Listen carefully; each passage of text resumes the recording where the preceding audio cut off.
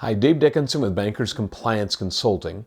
I want to talk about compliance, but from the role of the board. Now, I came up with this house of compliance years ago that shows the different pillars of the compliance management system. Culture being the foundation of any good compliance program. Risk assessments, policies, procedures, training, reporting, complaint management, all those types of things we know are pillars of a good compliance management system. But it also starts with board and senior management oversight. Now, what's that really mean? What is the board's responsibilities? Well, according to the regulatory examination manuals, everything is the responsibility of the board, of course.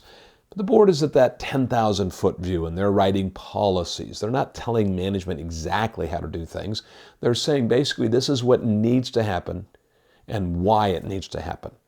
And then senior management should carry out the details of that, explaining who, when, where, and how those things are going to happen. So the board might be ultimately responsible for that, but we know that the board doesn't really write the policies. Probably the compliance officer writes the policies, takes it up to the board, they look at it, they bless it. I want to be very careful that the board always approves policies but does not approve procedures. They review procedures to make sure that those procedures are in alignment with their policies. That's really where the board's responsibility needs to stop, because senior management is hired to carry out those duties that the policy says. So we let the board oversee and management carry out things. Next, what's your board's risk appetite? What's their risk tolerance? This is something that I find that most compliance officers and maybe even some senior management cannot articulate well. Are we satisfied with a 2 rating, or are we striving for a 1? Now, most compliance officers say, oh, I want to get a 1. Most boards that I talk to say a 2 is good enough. Now, remember who you work for.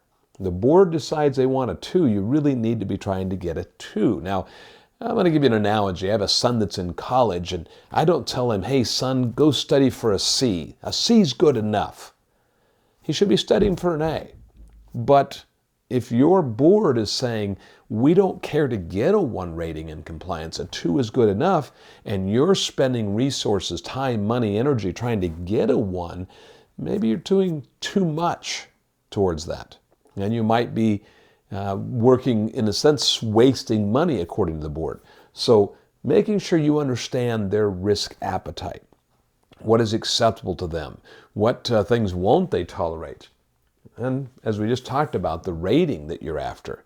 Now again, most compliance officers see the exam report as their report card, and so they're going to strive to get a 1 rating and 0 risk. We're trying to eliminate things. Keep in mind, we're here to mitigate risk, not eliminate risk. You need to have a crystal clear understanding of what your board is after, what they want from you as compliance officers, and maybe we need to help facilitate that conversation. That's what we're going to do in a 1-hour webinar on February 11th about compliance for the board of directors. I'm going to encourage you to attend this with senior management and the board, and if you can't get them there, at least know that our webinars are recorded and that you'll be able to hear from me, and then you can play back segments of this directly for them. We're going to talk about your compliance management systems, risk tolerances and risk appetite, making sure that everybody is on the same page. What's the expectations of the board for the compliance officer? Then we're going to talk about supporting the compliance officer. And last, whose job is it really to comply? And I'm going to tell you, it's not the compliance officers. The compliance officer is a guide. They're the conduit of information, and they're guiding everybody in the bank because it's their job, everybody's job, to comply. We need to make sure that senior management and board hold people responsible for that.